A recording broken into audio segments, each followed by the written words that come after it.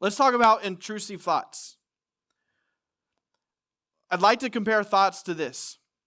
Thoughts are like waves in the ocean.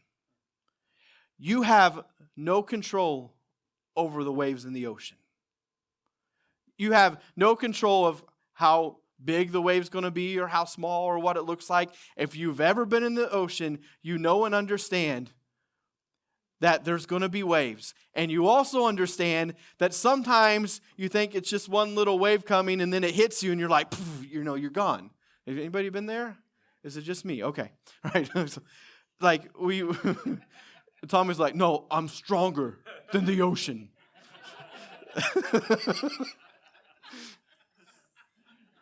So this applies to everyone else but you. Okay. All right. That's a good one.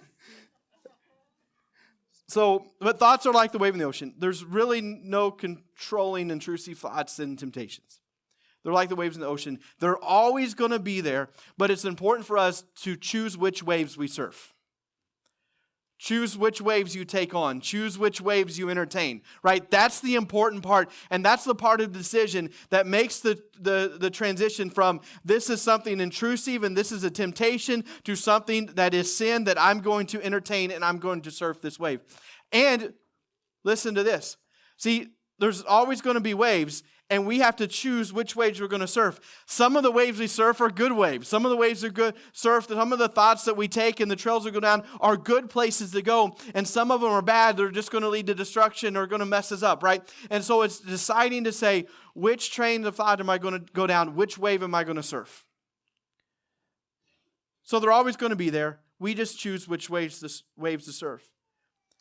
We choose which thoughts to let pass and which thoughts we want to stay and entertain. This is the gray area that no one really likes to talk about.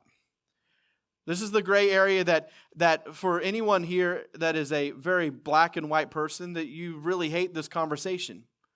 Because it's this place in life to where there's this in-between time to where a temptation or a thought has come to do something that you know you shouldn't do, or a temptation to stay angry about something, or temptation to whatever it looks like, a temptation to stay somewhere and to ride that wave. The temptation is there, and it's that portion in the middle where the temptation is there, and you are making the decision to let the wave pass and survive it and endure it, or to ride it. That's the place we find ourselves.